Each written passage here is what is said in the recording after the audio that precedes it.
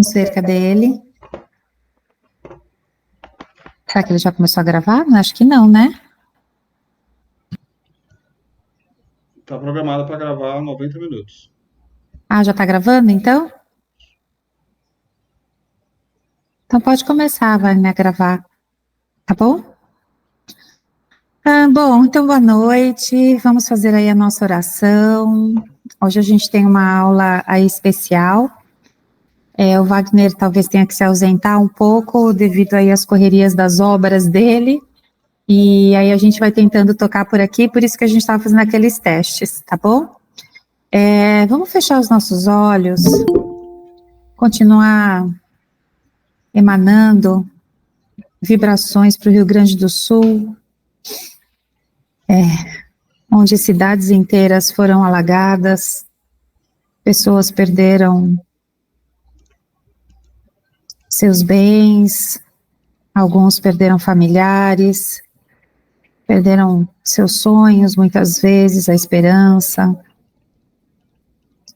Que possamos enviar vibração para todo esse povo, que agora luta, se une para reconstruir cidades, ainda resgatar seus animais. Alguns já estão conseguindo voltar para suas casas, outros ainda não. Que o Senhor, na sua infinita misericórdia, possa, através dos mentores espirituais de cada um, das equipes espirituais responsáveis por aquela região, que possam dar força para todos, inclusive os que trabalham nesses resgates, os bombeiros, policiais, moradores, que não desistam, que comemorem a cada resgate, e que o Senhor alivie o coração de cada uma daquelas famílias, trazendo esperança, trazendo fé, que eles possam reconstruir o que perderam, com amor, com união.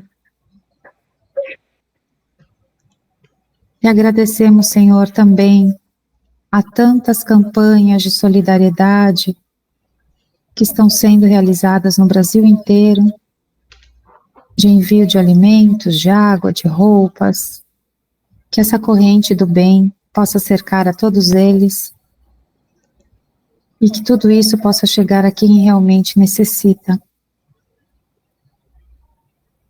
Agradecemos ao Pai por estarmos aqui e podemos estar orando pelos nossos amigos, pelos nossos irmãos. Agradecemos por estarmos seguros, agradecemos por estarmos em nossas casas, estarmos em nossos lares, com a nossa família, com as pessoas que nos são queridas. Obrigado, Pai, por tudo que o Senhor nos oferece todos os dias. Pai nosso que estais no céu, santificado seja o vosso nome, venha a nós o vosso reino, seja feita a tua vontade, assim na terra como no céu. O pão nosso de cada dia nos dai hoje, perdoai as nossas dívidas, assim como nós perdoamos aos nossos devedores. E não nos deixeis cair em tentação, mas livrai-nos, Senhor, de todos os males, que assim seja, salve Jesus e graças a Deus. Então vamos lá. Então vamos começar. Boa noite, gente. Boa noite, Luciana. Hoje a nossa aula, ela estava muito curtinha, né? E fala, principalmente, a gente estava falando dos precursores do Espiritismo, e hoje a aula ela vai estar um pouquinho mais focada na educação. E aí eu lembrei de uma palestra que eu dei no centro, talvez alguns de vocês tenham assistido, e aí eu peço paciência, porque eu vou passar os slides novamente. Uma palestra que eu falei justamente sobre o mestre dos mestres, e qual era a pedagogia de Jesus, e que vai ter relação com o que a gente vai trabalhar no dia de hoje, que a gente vai apresentar aqui no dia de hoje, tá bom? Então, a gente pensando na pedagogia de Jesus, né, inicialmente a gente pensa, né, quais são as características de um bom mestre ou professor? Então, vou pedir aí agora para vocês falarem, lembrarem dos seus bons mestres ou dos seus bons professores que vocês tiveram e qual era a característica deles, assim, o que chamava, o que marcou em vocês desse bom professor, que característica que ele tinha? Queria ouvir vocês um pouquinho.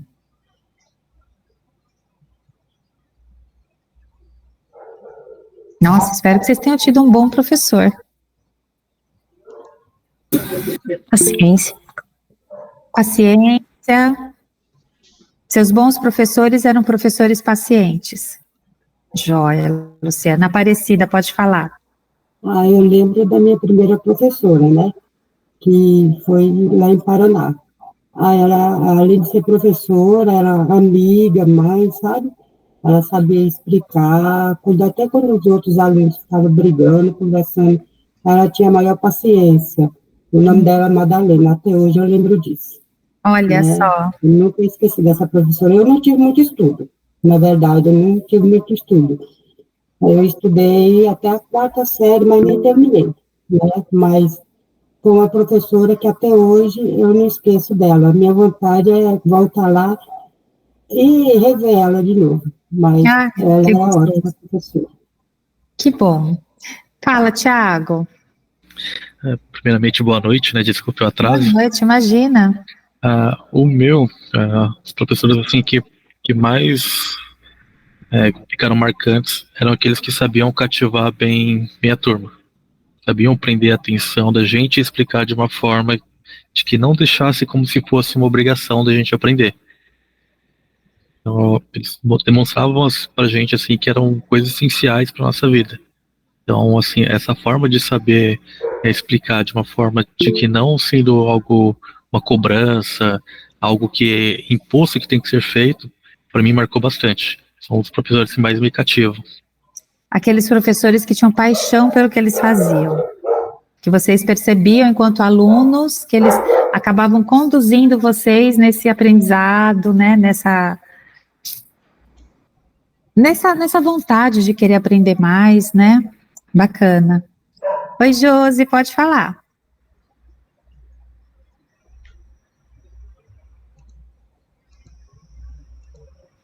Acho que seu microfone está fechado. Boa noite, gente. Desculpa ter sumido. Imagina. Reforçando o que o Thiago acabou de dizer, eu tenho o mesmo pensamento dele. É difícil a gente selecionar um, porque, graças a Deus, eu tive professores maravilhosos que ensinavam a gente com dedicação e muito amor e acreditavam na gente também. Uhum. E foram vários. Ai, que bacana. Fico muito feliz que vocês tenham boas recordações.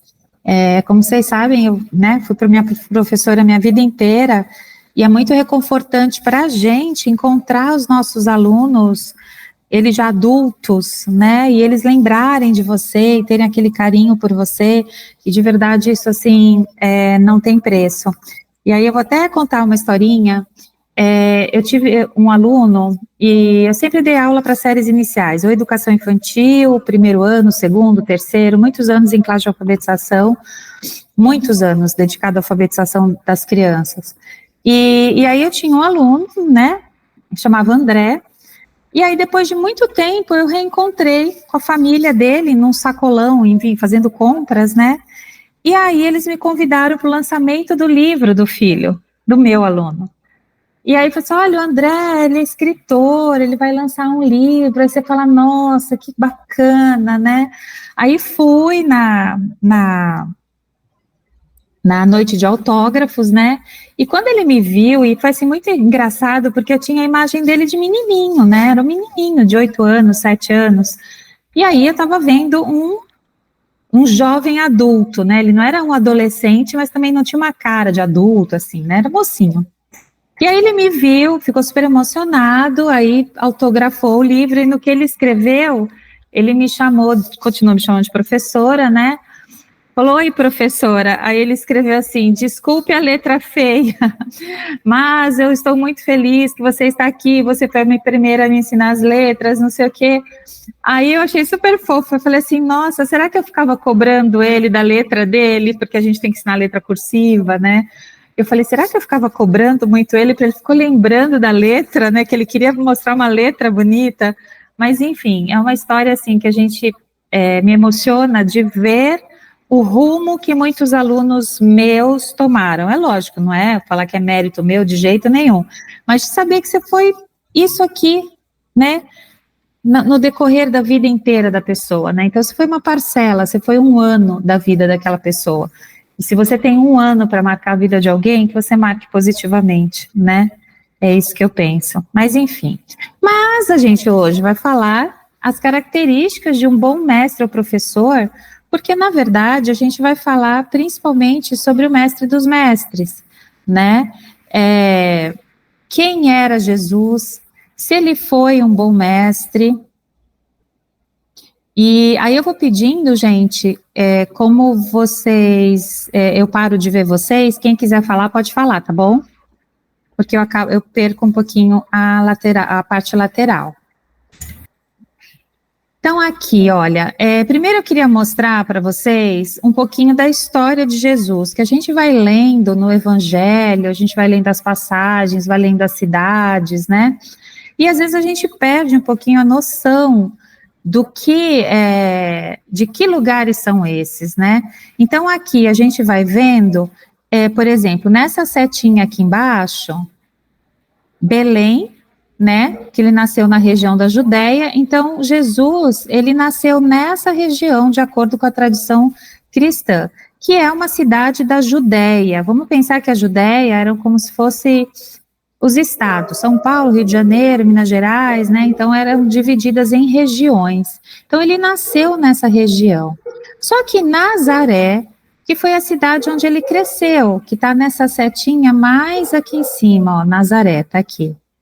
Que ele passou a maior parte da sua infância e da juventude, que está em outra região chamada Galileia, que fica ao norte da Palestina. Outra cidade importante foi Jerusalém. Jerusalém está aqui pertinho de Belém também. Jerusalém, ele visitou a cidade várias vezes, principalmente durante as festas judaicas, como a Páscoa, e a sua última visita a Jerusalém, que culminou na sua crucificação. Tá? Cafarnaum, que é outra cidade que a gente escutou bastante, que era na beira-mar de Galileia, a mais ou menos, Cafarnaum, tá mais ou menos por aqui, não, no Mar da Galileia, tá aqui, ó, tá? Não, tá aqui, desculpa, Galileia tá aqui. Então, Cafarnaum era uma cidade litorânea, no entorno aqui, do Mar da Galileia, e que foi uma base importante para o ministério de Jesus nessa região. Então, nessa região, ele ficou muito tempo fazendo as suas pregações, ensinou na sinagoga local, realizou milagres por aqui. Outro lugar que sempre é falado, Betsaida. Betsaida era uma cidade próxima também a Cafarnaum e foi mencionada nos evangelhos como um local associado a Jesus e seus discípulos. Então, Betsaida aqui, ó, mais aqui em cima, tá? E Jericó.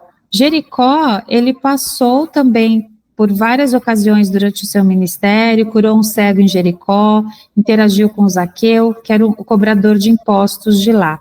Então, por que eu estou mostrando todos esses lugares? Porque na nossa cabeça parece que tudo é muito pertinho.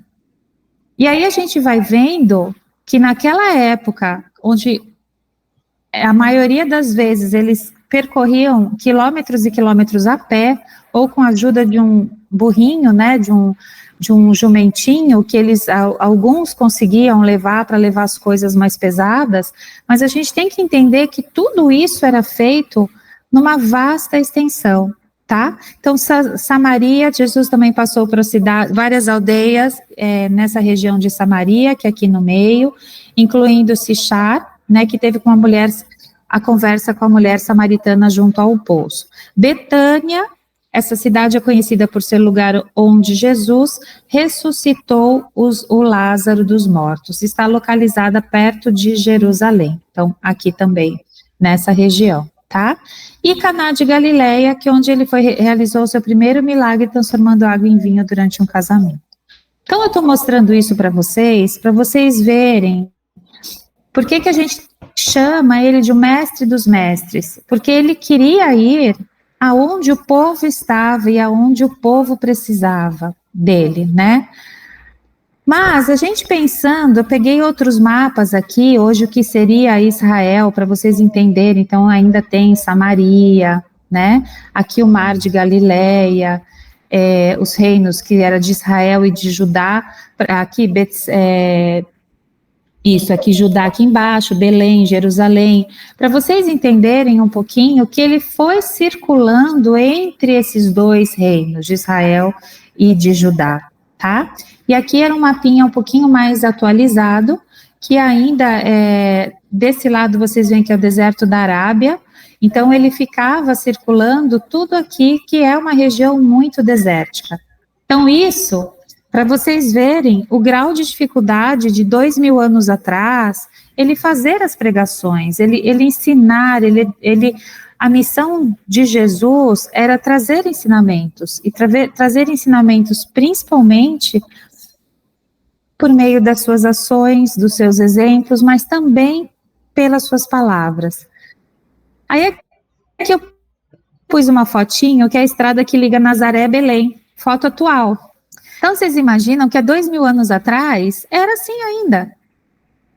Então, para ele sair de Nazaré, que era aquele lugar lá que eu mostrei mais aqui embaixo no mapa, e caminhar até Belém, eles tinham que ir caminhando por essas estradinhas secas, pedregosas, com aquelas sandálias feitas à mão, quer dizer, não tinham conforto, levavam um cantil com um pouco de água, com o pão, os seus poucos alimentos, e ele atravessava esses desertos para encontrar a população e fazer aí as suas pregações. Então, isso nos dá uma ideia já da grandiosidade, não só de Jesus, mas também de todos os discípulos que seguiam, porque eles também se predispunham a estar junto, a fazer tudo isso com Jesus, a participar dessa vida que não seria nada fácil. E nessa época, e nessa região, vigorava a chamada Lei de Tailão, que consiste na rigorosa reciprocidade do crime e da pena, olho por olho, dente por dente. Então, naquela época era assim, você fez, você paga na mesma medida, olho por olho, dente por dente. Então, era muito punitiva essa lei. Então, punia a pessoa pelo ato que ela acabou transgredindo, né? Só que Jesus, ele veio para ensinar o contrário, a ensinar o perdão entre os seres humanos.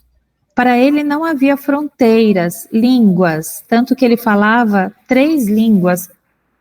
Aparentemente, ele deveria falar muito mais, mas ele falava aramaico, hebraico ou grego. Por quê? Porque como ele circulava em todo aquele mapa que vocês viram, cada local era uma língua diferente.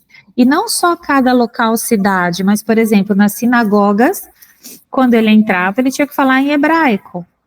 Em outras regiões, ou com outra determinada população, ele falava em aramaico, e outra em grego.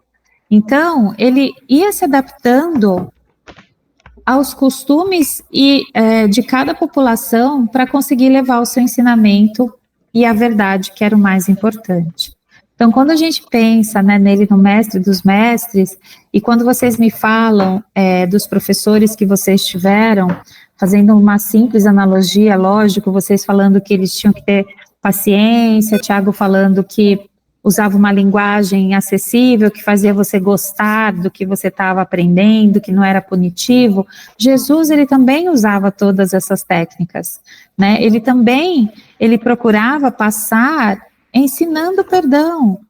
E mais que tudo, uma paciência muito grande, porque ele sabia o quão difícil era mudar os hábitos e costumes. Tanto que até hoje, 2000 anos depois, a gente ainda não consegue praticar o evangelho da forma como nós deveríamos, né? Nós praticamos lá o tiquinho. de tanta coisa que ele ensinou. E sobre essa lei de Talião, só para a gente se aprofundar um pouco mais, que são palavras que a gente vê muito, escuta muito, lê muito, e a gente muitas vezes não se aprofunda nesse conhecimento, né? Então, sobre a lei de Talião, que é do olho por olho, dente por dente, ela não foi criada por uma única pessoa. Então, não foi lá nem Maomé, nem o imperador, mas era um princípio comum que apareceu em várias culturas antigas ao longo da história. Então, era como se fosse um grande costume da época, como eles lidavam com os conflitos e como eles lidavam com as consequências dos atos das pessoas, né? Ela foi registrada em textos legais, então, ligados ao direito, né? E textos religiosos também, de várias sociedades antigas, incluindo o Testamento na Bíblia, o Código de Hammurabi da Mesopotâmia e sistemas jurídicos de outras civilizações antigas, inclusive do Império Romano também. E aí fala que a mais conhecida da lei de Talião está no Código de Ur-Nammu, que data no século 21 a.C. Então, olha só, 21 a.C. quer dizer 2100 anos antes. E já tinha esse princípio que vinha passando por gerações e gerações, humanidades e humanidades. E a maioria seguiam esse princípio, né? Que era o da retribuição proporcional. Então, você fez, você paga. Você fez, você paga. Já o Código de Hammurabi é 1754 antes de Cristo.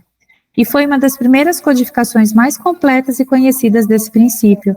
O Código de Hammurabi estabeleceu punições específicas para diferentes tipos de crime, com base no princípio do olho por olho e dente por dente. E na Bíblia também é mencionada essa lei de Talião, em passagens do Antigo Testamento, como em Êxodo, Levítico, e nessas passagens a lei de Talião é aplicada como uma orientação para punição, proporcional em casos de danos físicos. Então, se você roubou, vai cortar a sua mão para que você não roube mais. Se você machucou, feriu o outro em tal gravidade, você também vai ser ferido na mesma gravidade. Então, era mais ou menos, era isso que permeava toda aquela população daquele mapa, era isso que regia o planeta em sua maior parte, essa lei de Talião. E aí, vem, né, depois Jesus com essa missão de quebrar todos esses paradigmas. E aí ele continua, a comparação entre a ideia do Deus do Velho Testamento e a ideia do Deus do Novo Testamento mostra-nos a diferença entre o mundo judeu e o mundo cristão. O Deus de Jesus é o Pai de todas as criaturas, sem distinção de raças ou posições sociais. Essa paternidade universal determina a fraternidade universal. O Deus Pai do Evangelho não é vingativo, nem irado, não comanda exércitos para destruir povos ou nações, mas ama a todos os seus filhos, quer a salvação de todos e a todos concede o seu perdão generoso. O tempo da lei e da força fora substituído pelo tempo da graça e do amor. Então era essa a missão principal de Jesus, que a gente percebe que era muito diferente da missão, por exemplo, do Kardec, quando, né, encarnou 1800 anos depois. Então, Jesus, ele veio para mostrar que a gente pode preparar um solo diferente para jogar sementes. Um solo que seja enriquecido de amor. Então, ele queria substituir, mostrar que não precisava da força, que não precisava da vingança, que não precisava do ódio, que a gente poderia perdoar ao nosso próximo, que a gente, em vários momentos, inclusive, ele cita isso nas passagens, sugerindo perdão. Então, essa é uma parte da missão dele. E aí percorria Jesus por toda a Galileia, ensinando nas suas sinagogas e pregando o evangelho do reino e curando todas as enfermidades e moléstias entre o povo. E a sua fama correu por toda a Síria, e traziam-lhe todos os que padeciam, acometidos de várias enfermidades e tormentos, os endemoniados, os lunáticos, os paralíticos, e ele os curava. E seguia uma grande multidão da Galiléia, de Decápolis, de Jerusalém, da Judéia e de além do Jordão. Então, essa é uma passagem da Bíblia em Mateus. Então, vocês lembrando daquela imagem que eu mostrei, de todo aquele mapa, vocês conseguem imaginar essa multidão o seguindo desde Galiléia até Decápolis? E eu vi no Google Maps, se a gente traçasse em linha reta, de uma cidade até a outra, se não me engano, eram 143 quilômetros. Então, 143 quilômetros andando a pé, naquela situação, com aquele clima árido, seco. Sermão da montanha. E Jesus, vendo a multidão, subiu num monte e, sentando-se, aproximaram-se dele os discípulos. E, abrindo a sua boca, os ensinava, dizendo: Bem-aventurados os pobres de espírito, porque deles é o reino dos céus. Bem-aventurados os que choram, porque serão consolados. E aqui, lógico, é um retrato, uma leitura, né, de um artista que, relendo esse versículo, ele criou a sua obra aqui. Mas que faz para a gente que era um dos locais que ele costumava fazer os seus sermões. No alto de uma montanha, no alto de uma colina, ou à beira-mar de dentro do seu barco, do barco onde ele estava, sempre no alto de uma pedra. Para quê? Para que todos pudessem vê-lo, todos pudessem ouvi-lo e acessá-lo. Gente, se quiser falar, vão falando, tá? Pedagogo da humanidade, o Cristo nos trouxe os princípios eternos da educação com amor. Então, esse é um princípio que a gente tem que guardar, que ele nos trouxe esse princípio de educar com amor. E aí, quais eram os outros princípios baseados nesse do amor? Deve-se se alicerçar no valor da pessoa humana. Então, a pedagogia de Cristo, o mestre dos mestres, um dos princípios da educação dele é que a educação deve se alicerçar no valor da pessoa humana. Isso quer dizer o quê? Que a gente não deve desmerecer ninguém, que o valor está no que a pessoa consegue ser e produzir. Então, por exemplo, no caso de um professor, pensando numa sala de aula, cada aluno, por maior dificuldade que ele tem um valor. Ele tem um valor. Por mais difícil que seja aquele aluno, ele tem um valor. E aí ele dizia, vós sois a luz do mundo. Olha o valor que ele estava dando para aquelas pessoas. Vocês são a luz do mundo. Eu acredito em vocês. Era mais ou menos isso que ele queria transmitir. Outro princípio, toda aprendizagem se dá no tempo e é cumulativa, ou seja, a gente vai acumulando como se fossem degraus, o próximo degrau só pode surgir se aquele degrau já estiver bem construído. E aí, outra passagem dele, primeiro a erva, depois a espiga e por último o grão cheio de espiga. Então ele ia usando essas analogias para que as pessoas entendessem a linguagem. Porque mesmo ele falando 3 idiomas, a gente tem que lembrar que as pessoas, a população naquela época, ela era muito rudimentar ainda, muito rude, eles não tinham nenhum tipo de educação formal, eles não tinham nem acesso a uma escrita, que também era só os sacerdotes que tinham essa aprendizagem, enfim, era um conhecimento muito, muito limitado. Então, ele procurava usar através de analogias, de imagens, para que eles entendessem. Então, eles sabiam que era uma espiga de milho. Eles sabiam que primeiro vem a planta, depois vem a espiga e depois vem o grão cheio de espiga. Então, a população, ela ia começando a entender o que Jesus queria dizer. Outro princípio, que a aprendizagem se evidencia na demonstração, no comportamento que mostra a transformação interior. Então, a gente só aprende realmente quando a gente mostra, quando a gente demonstra aquilo que a gente aprendeu. É como eu acabo dizendo, algumas vezes, né?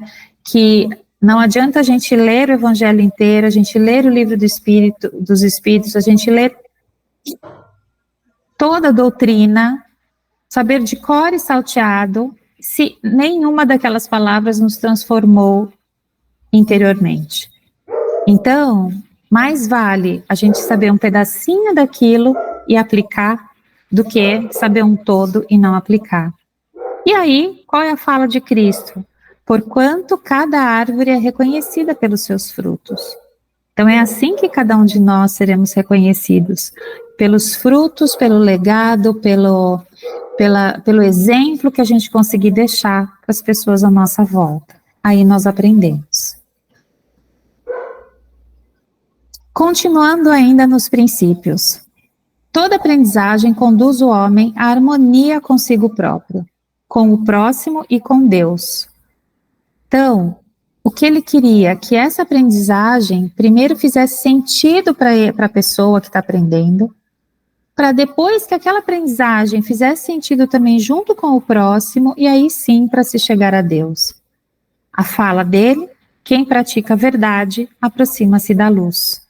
Então, a verdade, aquela que está em harmonia com a gente, aquela que reverbera dentro da gente, que a gente entende aquilo como verdade, e aí a gente realmente pratica. Outro princípio, toda aprendizagem possui momentos de avaliação. Todo processo de aprendizagem, ele requer uma avaliação.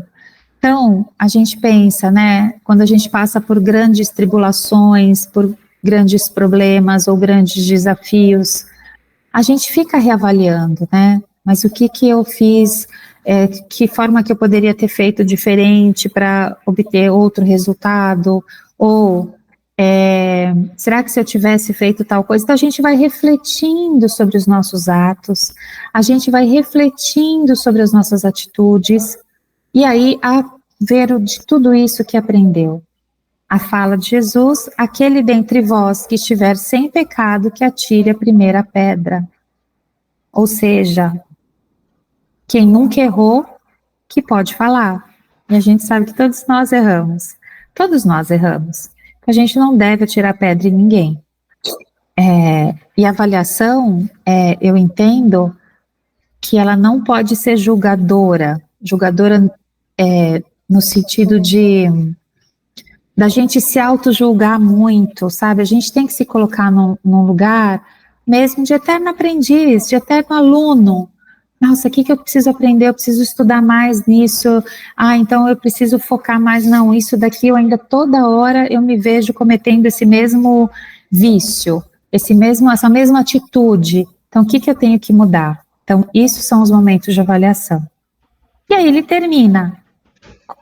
Continua, né? O erro é uma parte do processo de aprendizagem e deve ser transformado em estímulo de crescimento.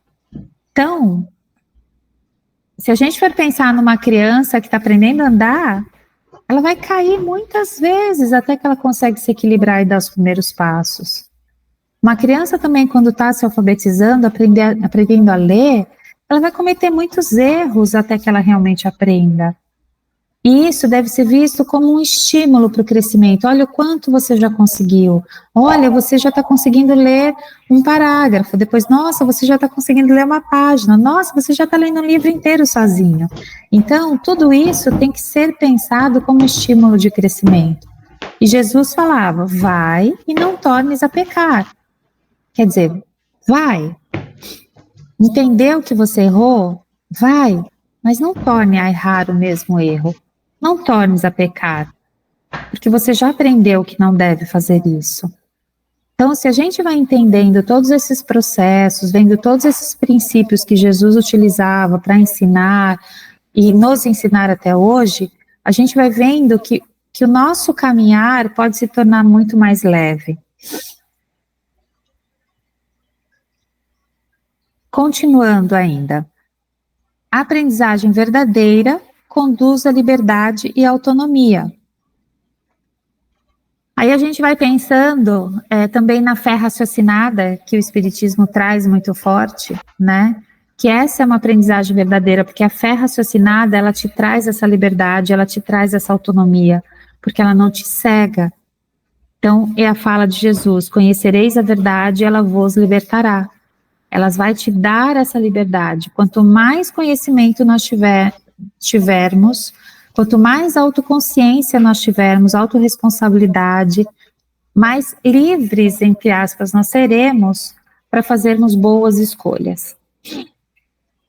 A coerência e o modo de ser do mestre são exemplos do que ensina. Então, ele era muito coerente com o que ele falava e com o que ele fazia. E a gente percebe muito nos dias de hoje, né, o quanto as pessoas são incoerentes. Elas falam uma coisa, mas elas fazem outra coisa. Um exemplo típico, né, a gente orienta os nossos filhos a não mentir. E aí, quando alguém telefona, aí a pessoa fala assim, fala que eu não tô, fala que eu não tô. Aí a criança lá fala assim, minha mãe não tá.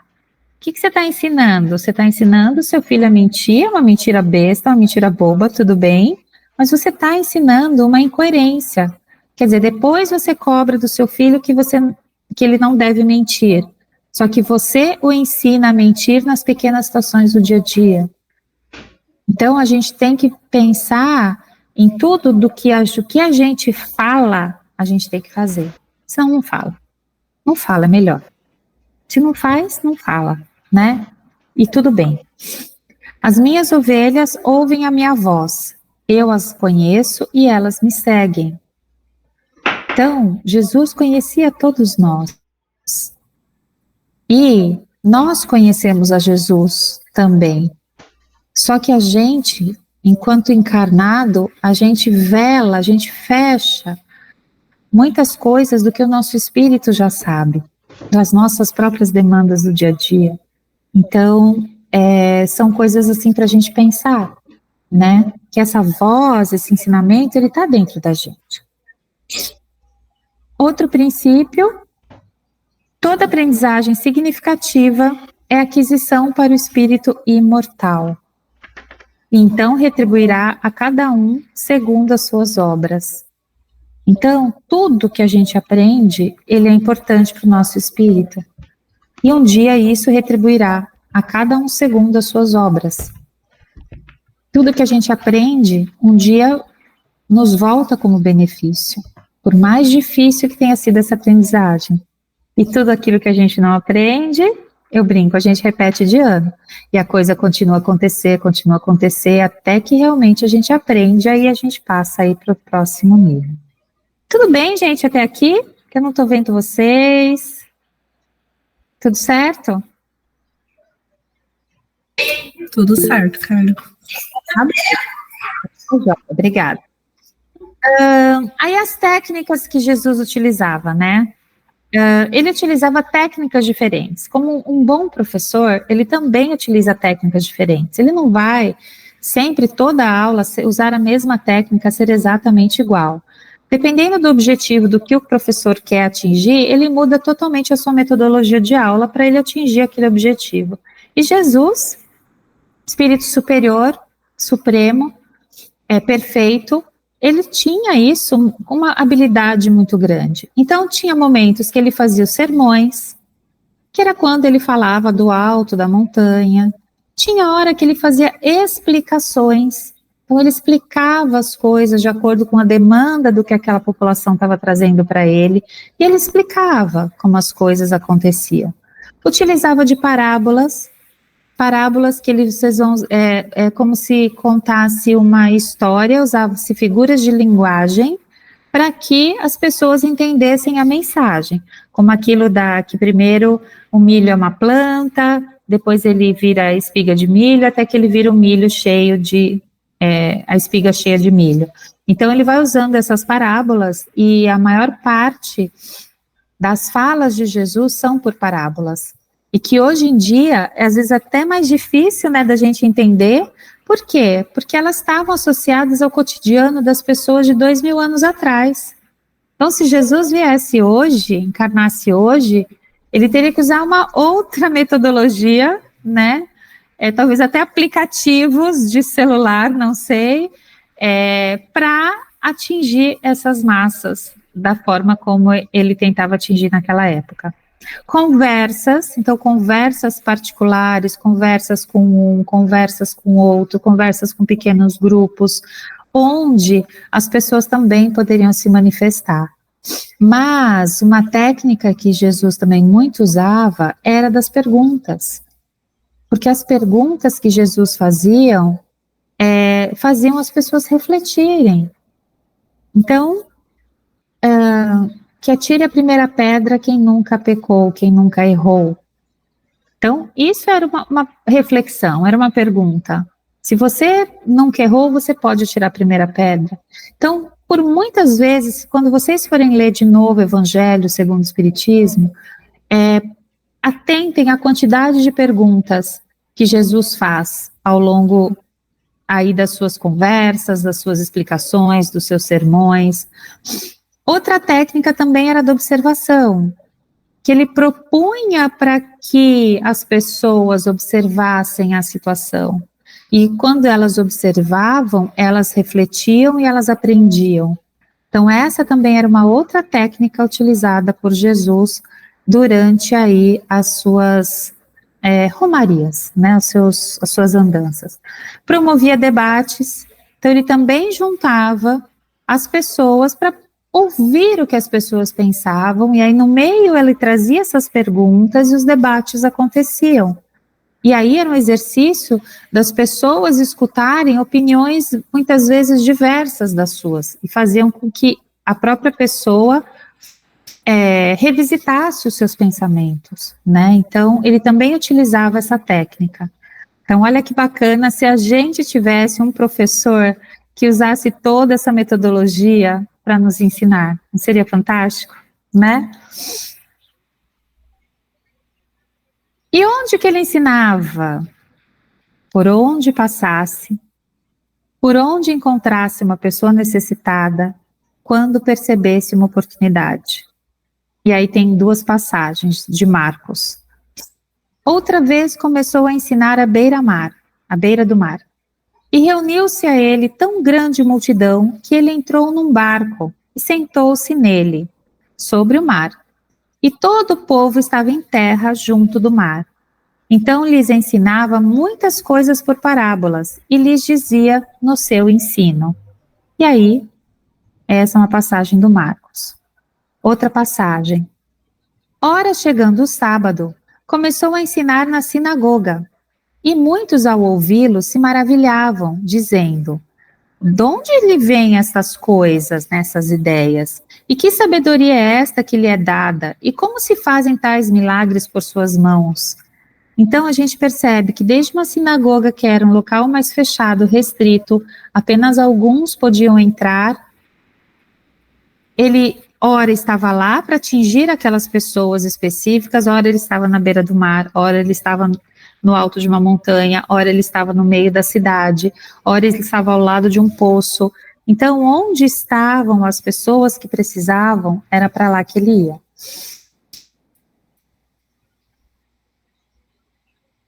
Estava sempre disposto a ensinar a prática do amor, mesmo antes que as pessoas se mostrassem arrependidas.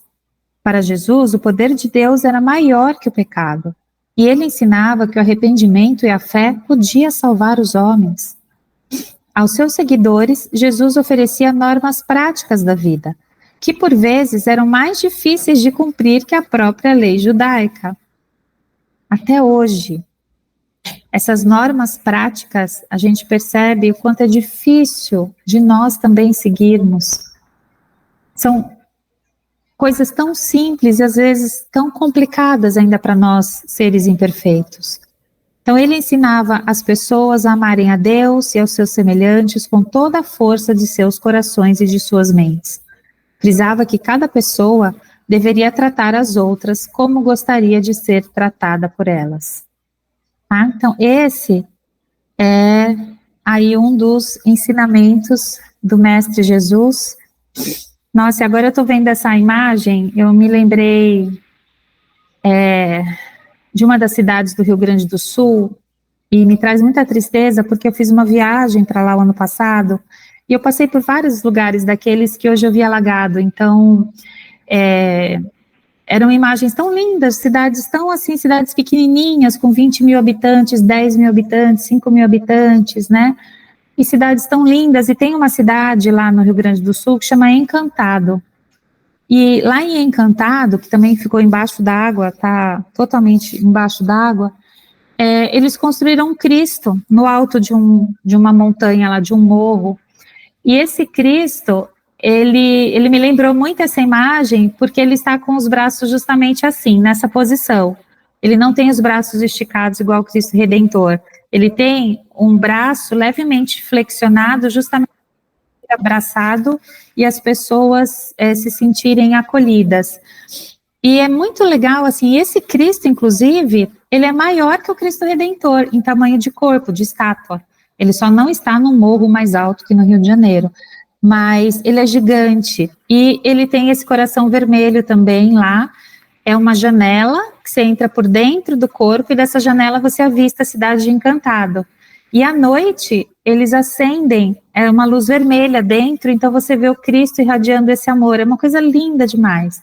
E aí agora até, assim, eu me emocionei que eu vi essa imagem, e eu, enfim, associei a Encantado. Então, se algum dia vocês forem para Encantado, não deixem de visitar esse Cristo, que é um parque, ele estava ainda sendo finalizado, e inclusive vai ter o Jardim das Oliveiras, vai ter uma parte que você passa sobre os 12 apóstolos, a parte também da crucificação. Então eles vão montar todo um parque em volta, e é lindo demais lá, lindo demais.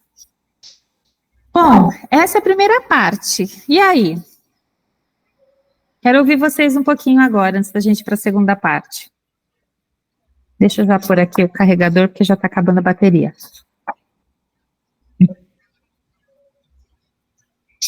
Vocês sabiam tudo isso de Jesus, do Mestre dos Mestres?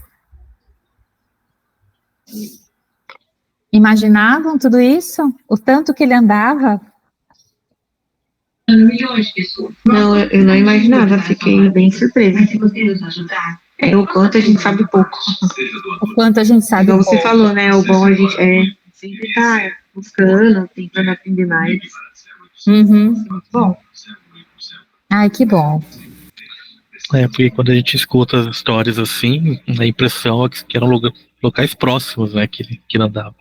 E quando a gente vê, assim, exemplificada, a distância é muito grande. Muito grande. E estradinha tudo daquele jeito. Só muito de areia e pedra, areia e pedra, areia e pedra, né? Verdade, eu tinha a impressão que ele ficava somente em um lugar, numa cidade. Eu tinha essa noção. Não, e você pensa que é lógico que não dá para se ter ideia exata, né? Mas é que ele viveu 33 anos aproximadamente. Em 33 anos, pensando que ele teve a infância, a adolescência, e que ele começou isso, na fase adulta. Então, vamos colocar que ele teve aí de 10 a 15 anos para fazer tudo que ele fez? É verdade, é bem para se pensar. Para se pensar. Então, realmente, só um ser muito evoluído, né?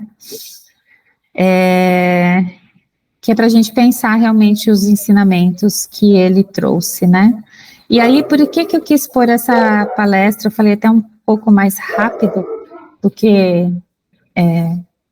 então, deveria, assim, passei um pouquinho mais rapidinho, mas porque a aula de hoje, na verdade, falar sobre o espiritismo na educação. Então, agora a gente já viu sobre Jesus, o papel dele fundamental na educação dos homens, e o espiritismo, né? Então, pensando agora na parte mais da doutrina, o que ela vem nos complementar nessa parte da educação. Então, eu já falei para vocês da questão da fé raciocinada, né?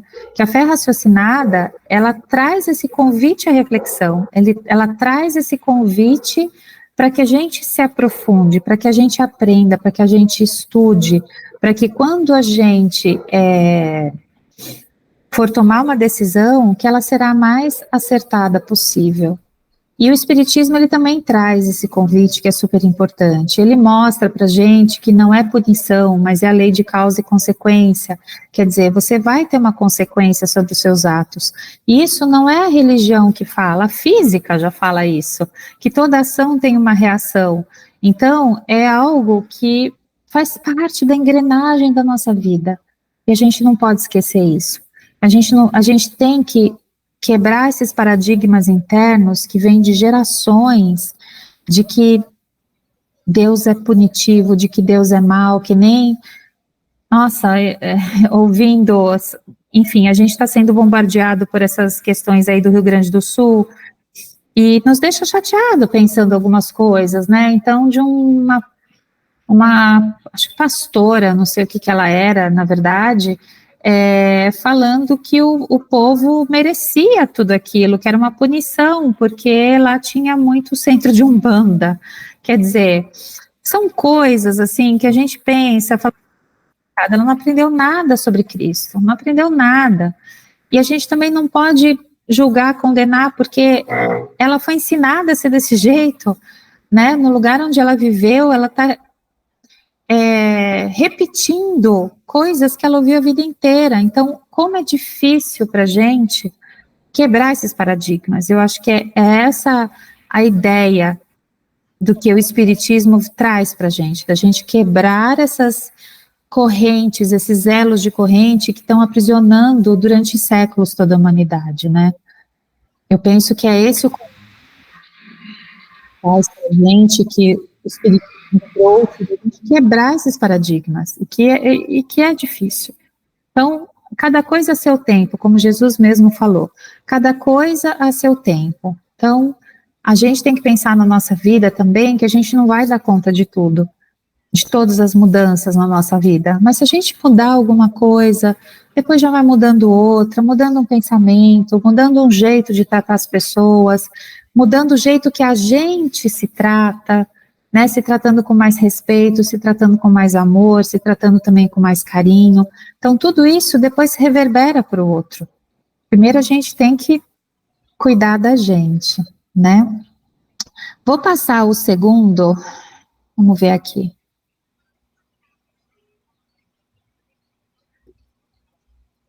Mudou para vocês? Não, né?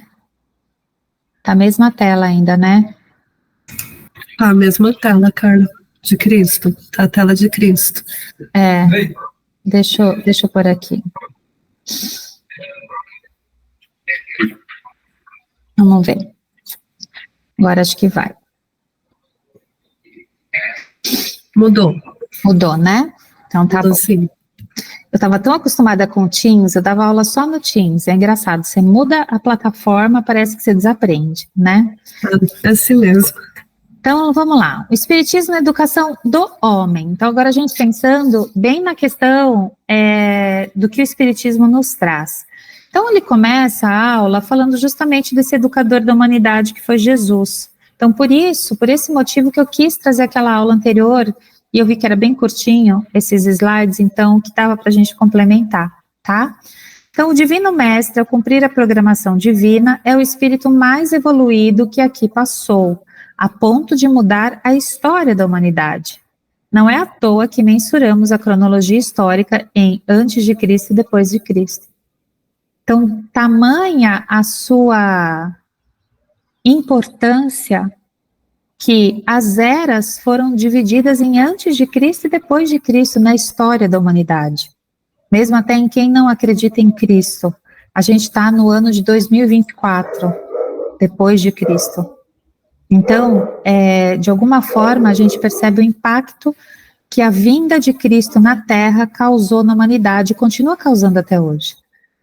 A educação passa a não ser mais o ajustamento do homem aos moldes ditado pelos rabinos do templo, mas o caminho das criaturas na direção de Deus, por meio de estímulos, palavras e exemplos. Então, voltando para a questão aí também da fé raciocinada, que ele traz isso, que não é só os moldes ditados pelos rabinos, pelos padres, pelos pastores, seja lá por quem for, não são moldes. Mas o Espiritismo traz, por exemplo, um caminho um caminho, você tem um livre-arbítrio, mas ele te mostra o caminho. Se você vai querer andar por aquele caminho ou não, isso faz parte do seu livre-arbítrio e depois da sua causa e consequência. A salvação passa a não mais se restringir aos privilegiados, que naquela época era isso, quem tinha dinheiro, entre aspas, comprava o seu terreninho no céu, né? Então, os outros coitados, o que eles eram, né? Simples flagelados e que não tinham direito a ir ao reino de Deus. E aí, Jesus traz que não, que o reino de Deus é para todos, inclusive ressaltando que os mansos, os que sofrem, em vários momentos eles falam, né? Os pobres, esse ganharão os reinos do céu.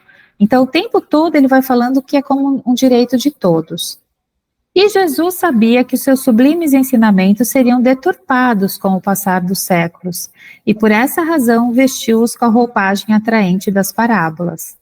A cada uma das encantadoras histórias estavam contidos ensinamentos velados por comparações baseadas nos acontecimentos do cotidiano e com personagens conhecidas pelo povo daquela época. Então é igual também o professor, quando conta uma história para a gente, o quanto a gente às vezes aprende nas crianças pequenas, quando você vai fazer uma leitura de um livro, de uma história, o quanto as crianças se reportam para aquele livro, se colocam no lugar daqueles personagens e sentem muitas vezes o que aquele personagem está sentindo e pensam sobre aquilo. Então Jesus ele fazia a mesma coisa, porque nós somos crianças pensando em espíritos imperfeitos que somos. Então, através das histórias, ele ia tentando encantar as pessoas e fazer elas refletirem sobre aquilo. Tá? Nelas estão os fundamentais ensinos como a lei de causa e efeito, a imortalidade da alma, a necessidade das vidas sucessivas, em conformidade com as necessidades de cada um, a bondade infinita de Deus, atrelada com a justiça divina, a importância dos homens valorizarem o amor em seus corações. Então, tudo isso está implícito em todo o ensinamento que Jesus e depois o Espiritismo veio reforçar e trazer. Revelaram a verdadeira vida e os meios para atingir a evolução espiritual, tão necessária a todos nós, exemplificando o amor incondicional. A pedagogia do Mestre Jesus é o amor que não se impõe e convida, não violenta e converte e transforma, e não pune o mal, mas edifica o bem. Tem um povo, uma tribo africana, eu não lembro qual é o nome, que faz isso.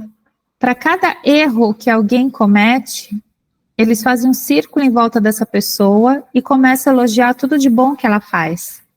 E eu acho isso, assim, lindo, porque normalmente, às vezes, quando a pessoa, uma criança comete um erro, você fica punindo aquele erro, você fica apontando aquele erro, e você esquece tudo de bom que a pessoa faz, ou que ela é, né? Então, quando ele fala não pune o mal, mas edifica o bem, é a gente também se perguntar o quanto a gente valoriza o bem nos outros, e o quanto a gente valoriza o bem que existe em nós. Então, a gente sempre está olhando o copo vazio do que falta, mas a gente esquece de olhar o copo que está cheio, o quanto a gente já conquistou, o quanto a gente já melhorou. Então, esse é um convite que eu também faço hoje, para que a gente reflita sobre isso, né? O quanto de bem eu já faço, né? O quanto eu já caminhei, eu já melhorei olhando para trás. Então, eu acho que isso também é importante a gente fazer para nós e fazer para o outro. As pessoas hoje não estão mais acostumadas a receber elogios, elas não conseguem mais receber palavras carinhosas e de amor, que elas já ficam desconfiadas. Não sei se vocês percebem isso. Se elogia alguém, a pessoa acha, fala, nossa, o que será que ela quer, né? O que será que ela quer com esse elogio? E às vezes você só quer elogiar. Então a gente tem que parar com isso e elogiar. Então, se você vê uma pessoa, nossa, hoje você está super bem, nossa, essa blusa em você te realça, né? Ou com crianças, primeiro, principalmente, reforçar o que eles fazem de bem. Nossa, você já consegue amarrar o seu tênis sozinho, que beleza. São coisinhas, parecem bobas, mas que a gente tem que verbalizar. Eu sempre falava, inclusive para os pais, eu falava assim, eu sei que vocês amam seus filhos, mas será que eles sabem? Não, é lógico que sabe. Eu falei, você já falou isso para ele? Você já falou para o seu filho que você ama ele? Boa noite, Renata, fica sossegada. Você já falou para o seu filho que você ama ele? Que você ama ele porque ele é seu filho, porque você gosta que ele faz isso, isso, isso, porque você acha ele maravilhoso, genial. E não é só maravilhoso, genial. A gente tem que, é fundamental o nosso elogio. Filho, eu acho você maravilhoso, principalmente quando você empresta o seu brinquedo para o seu irmãozinho menor, vamos supor. Então, a gente fazer esse exercício de valorizar, de elogiar o nosso cônjuge, pessoa que mora com a gente, quanto tempo faz que a gente não faz elogio para ela? Né? De alguma coisinha que ela fez, parece que tudo é obrigação, tudo é obrigação, tudo é obrigação, tudo é dia a dia, é cotidiano, é isso, e não é. Então vamos convidar, e é isso, a gente vai vendo que a gente vai construindo relações mais amorosas, relações mais carinhosas, com os nossos familiares, com as pessoas à nossa volta, né? Eu acho que esse é o convite. Tem ainda mais um, vocês aguentam mais um? Mudou para vocês? Não, né? Não mudou. Deixa eu compartilhar novamente.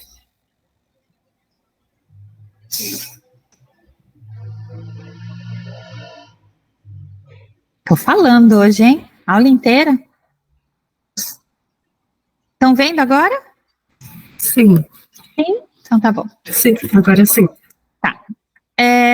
São duas pessoas só que a gente vai falar, acho que 2 ou 3, não sei, que são os precursores da educação espírita, ou seja, eles ficaram reconhecidos ou conhecidos por serem educadores espíritas. Então, hoje, a gente pensa que as casas têm os seus cursos, e que não sou, por exemplo, só eu e Wagner que somos professores, mas o próprio perfil das palestras que são dadas aos domingos, também elas têm o cunho educacional. Então, elas têm o objetivo para trazer informação, para trazer reflexão, para trazer uma conversa, para trazer uma atitude talvez transformadora, reflexiva. Só que essas pessoas que a gente vai falar hoje, né, elas tiveram uma responsabilidade um impacto muito grande quando nada existia ainda. Então, se a gente for pensar do espiritismo no Brasil, esses precursores que a gente fala, então, assim, foram os primeiros a abrir os caminhos. Para o que hoje é tão simples, tão divulgado, né, dentro das casas, é tão tranquilo, mas na época não foi assim. Então, a gente tem que entender que o momento atual do que a gente vive hoje é porque alguém foi lá e abriu lá, né, a picada para o caminho para a gente hoje estar percorrendo, tá bom? Então, a gente vai falar primeiro de Eurípides Barçanufo, olha, de 1880 a 1918, morreu jovem, né, 38 anos. Nasceu e morreu e faleceu em Sacramento, com inteligência precoce, foi dedicado ao estudo e trabalho, formou-se nos colégios mineiros. Embora não tenha cursado universidade, ele era autodidata, com aptidões que revelavam um passado espiritual de grande bagagem cultural e moral aprimorada. O amor ao próximo exemplificou dentro e fora das salas de aula numa vida verdadeiramente cristã. Então, o que ele fez, né, disso tudo?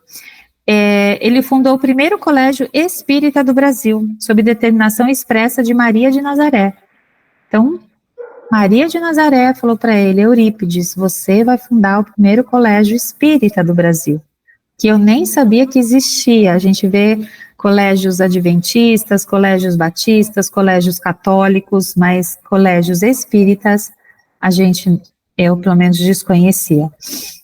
Seu ideal, seu passatempo e sua atividade era ajudar o seu semelhante, contando também com recursos mediúnicos de cura, audiência, clarividência, psicografia, curava obsessões, doutrinando espíritos endurecidos.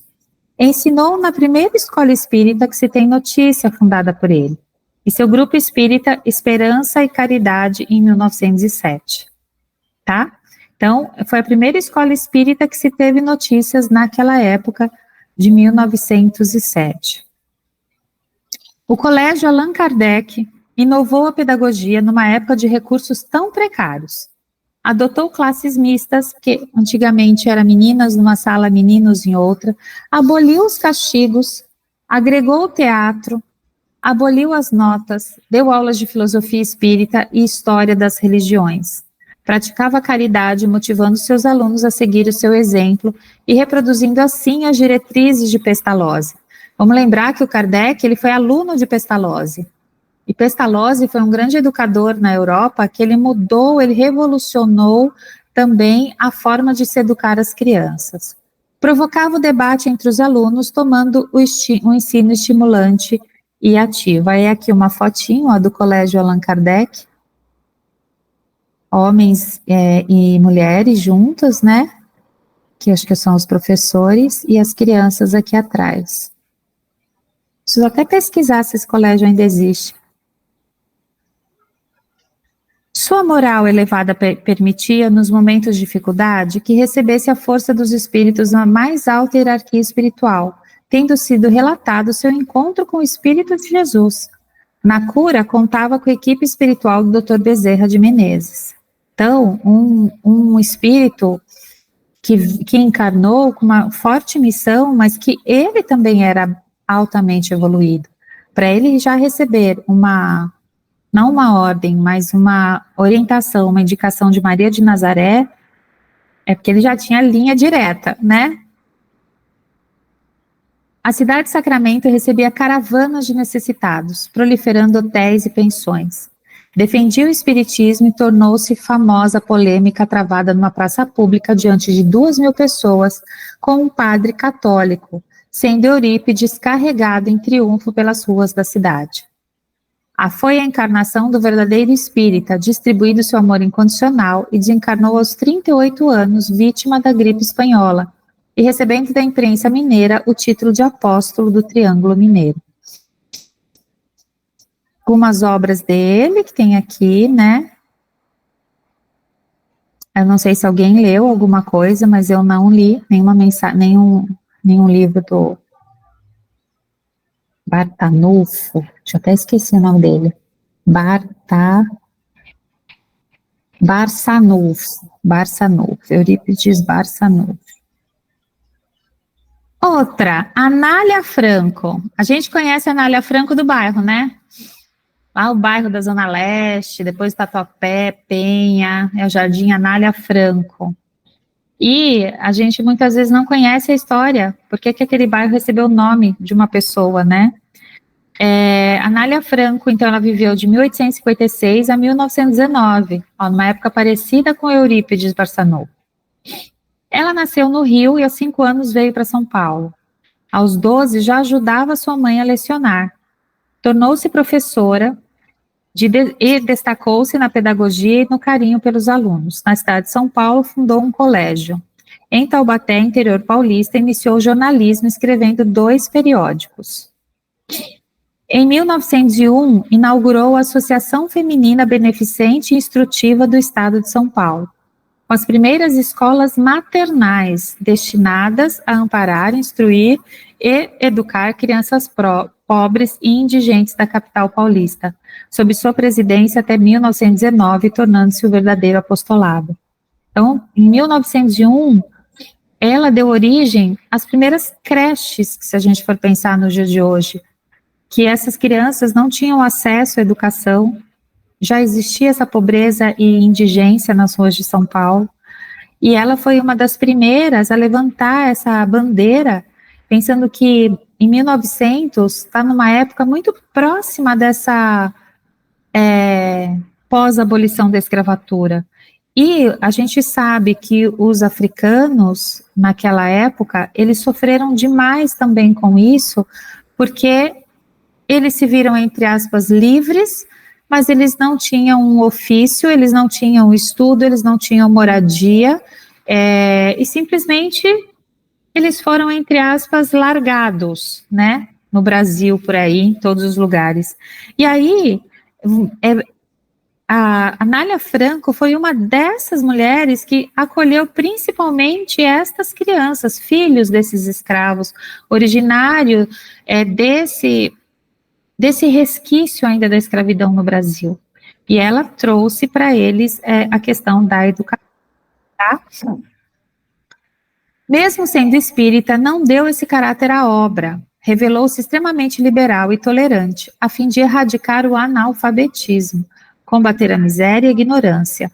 Assim, reuniu senhoras inteligentes e de boa vontade para com o próximo. Afirmava: conceber o bem não basta, é preciso fazê-lo frutificar. E após 6 anos da fundação, já mantinha 22 escolas maternais e 2 noturnas, mais 5 maternais no interior, totalizando 2.000 crianças pobres sob os seus cuidados. Imagina o que eram 2.000 crianças naquela época de 1900. Hoje, 2.000 crianças você coloca num bairro, tem muito mais que isso, em termos de vagas de educação. Mas naquela época era muito, gente, era muito. Suas professoras trabalhavam gratuitamente e assim mesmo a Anália e sua associação foi duramente perseguida pela Igreja Católica por ela ser espírita. Em 1903, criou a revista da associação, o Asilo e Creche, cujo exemplo espalhou-se por várias cidades e estados, a fim de amparar viúvas, mães abandonadas e seus filhos, órfãos, etc. Implantou oficinas de tipografia, de costura, flores artificiais e de chapéus, além de aulas de música e de escrituração mercantil. Então, outro grande problema, além dessa pós-escravidão que as cidades viviam, era isso. Como só os homens podiam trabalhar, muitas vezes, quando o homem falecia, essas viúvas ficavam totalmente desamparadas, essas mães ficavam abandonadas com seus filhos. Muitas vezes os irmãos pegavam a fortuna do falecido e desamparavam a família, né, de quem morreu. Então, isso também ajudou muito a trazer uma renda para essas mulheres conseguirem sobreviver. Sua revista chamava-se A Voz Maternal e chegou a uma tiragem de 6.000 exemplares. Publicou para seus alunos um manual educativo. Criou um albergue diurno para os filhos das trabalhadoras, então a primeira ideia de creche também. Implantou uma biblioteca-escola e fundou uma escola noturna de alfabetização de adultos. No bairro da Moca, comprou uma fazenda e instalou uma colônia regeneradora, Dr. Romualdo, para mulheres arrependidas. Aí a gente pensa, né, no bairro da Moca era ali do lado. Então, será que não é essa fazenda, esse lugar onde era essa fazenda, que hoje é o bairro Anália Franco, né, a gente também precisaria pensar. As instituições criadas por Anália chegaram ao número de 70 até o início da Primeira Guerra Mundial, quando lutou intensamente para a fome não bater nas portas da instituição. Fundou a Ronda da Caridade para levantar fundos e usou a banda feminina, Operárias do Bem, mais o grupo dramático visitando várias cidades para levantar fundos. Então, ela era uma mulher extremamente forte, extremamente persistente, e que a causa maior, né, a causa que movia ela era de proteção dessas mães e proteção dessas crianças. Em 1918, surge a gripe espanhola, com grande mortandade ocorre em São Paulo. Combateu a gripe com água fluidificada, passes e chás caseiros, e todas as suas doentes foram salvas. O asilo transformou-se em hospital, e com poucos recursos venceu a gripe. Mas, em janeiro, desencarna. Sob sua aparência, vivia muito simples no trajar, afirmando que o valor da mulher não se afere pela beleza aparente e atrativos exteriores, mas sim pelos grandes ideais que lhe enchem o cérebro e pelos nobres ressentimentos que lhe impulsionam o coração. Recebeu um codinome, né, de Anjo da Caridade. Escreveu 3 romances, muitas peças teatrais, que eram que ela ia divulgando, né, ao longo das cidades. Ela construiu no final da sua vida, então, 71 escolas, 2 albergues, uma colônia, 23 asilos para crianças órfãs, uma banda musical, uma orquestra, um grupo dramático, além de oficinas para manufatura em 24 cidades do interior. Veio a falecer quando havia tomado a deliberação de viajar e fundar mais uma instituição, que era o projeto que viria a ser materializado por seu esposo com a fundação do Asilo Anália Franco. A verdadeira caridade não é acolher o desprotegido, mas promover-lhe a capacidade de se libertar. Então, Anália Franco. Tem mais algum, gente, mas sabe o que eu vou fazer? Tem ainda o Armond, eu acho que é só ele. Eu estou pensando em deixar esse para a aula que vem, para não ficar muita informação para vocês. O que vocês acham? A gente finaliza só o do Armond na aula que vem. O que vocês acham?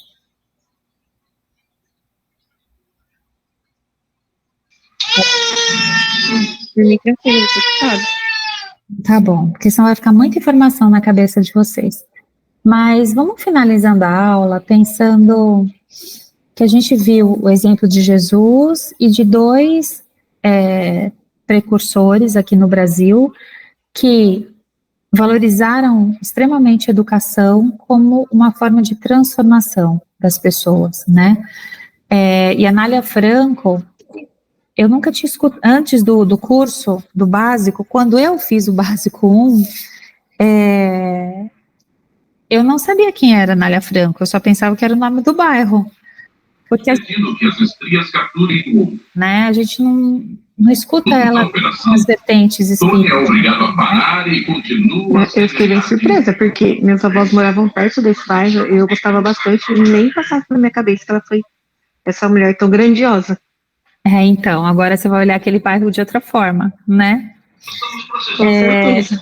E provavelmente dela ainda devem existir essas obras assistenciais, ainda deve ter algumas obras no bairro ainda de resquícios daquela época, provavelmente deve existir.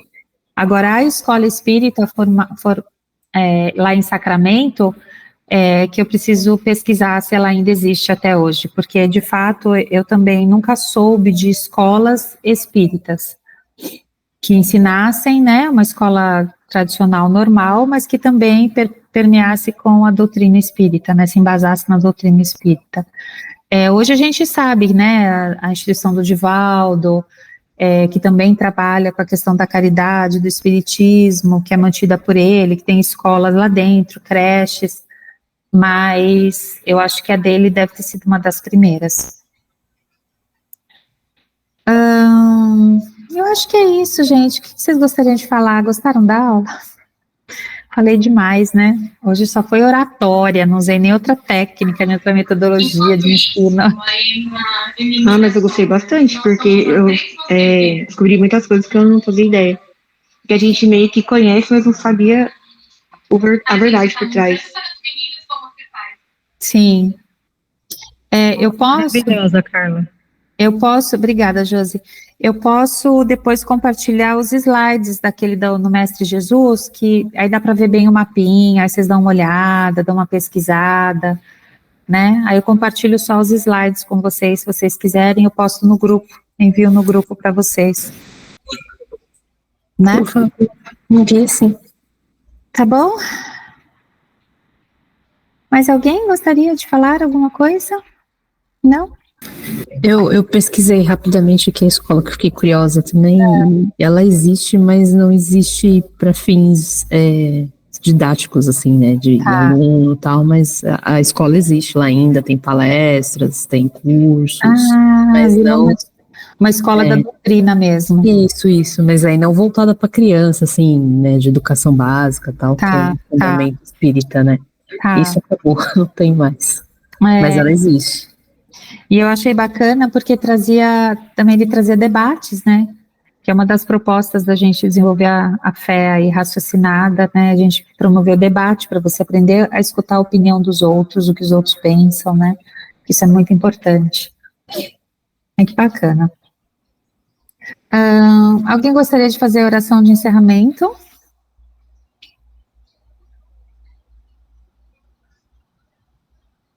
Quem está levantando a mãozinha aí, a Josi? Ih, Josi, te entregaram aí, hein? Então tá bom. Então vamos lá. Então vamos fechar os nossos olhos. Agradecer aí Jesus, nosso mestre dos mestres. Aprendemos um pouquinho sobre a sua vida hoje, Jesus. Só um grãozinho de areia da sua vida inteira. Que o Senhor continue a nos iluminar, a nos ensinar através das suas histórias, das suas parábolas, das suas mensagens. Que possamos sempre refletir cada vez mais e aprendermos. Aprendermos por onde nós viemos, os nossos ancestrais, os nossos antepassados, até onde aqui nós chegamos. Que possamos aprender, principalmente, a sermos amorosos conosco e com o nosso próximo. Essa é a maior lição. Pedimos agora a espiritualidade, que abençoe aqui a cada um dos alunos que aqui estão, e mesmo os que não puderam comparecer, ou os que assistem à aula posteriormente. Que o Senhor traga muita paz, muita luz, muita tranquilidade nos lares. Todos eles possam ter uma boa noite de sono, descanso e uma boa semana. Obrigada, Pai, pela noite de hoje. Tudo correu bem, que tudo deu certo e que todos nós aproveitamos. Pai nosso que estais no céu, santificado seja o vosso nome, venha a nós o vosso reino, seja feita a vossa vontade, assim na terra como no céu. O pão nosso de cada dia nos dai hoje, perdoai as nossas dívidas, assim como nós perdoamos aos nossos devedores. E não nos deixeis cair em tentação, mas livrai-nos, Senhor, de todos os males, que assim seja, salve Jesus, e graças a Deus. Então, boa semana, gente. Obrigada. Obrigada por me ajudarem aqui. Hoje fiz carreira solo com vocês, mas deu tudo certo, né? Eu sim, obrigada, Carla. Obrigada. Vocês, tá? Boa Até noite. segunda. Boa semana. Ficou com Deus. Obrigada, boa semana para Eu vocês. também. Tchau. Tchau.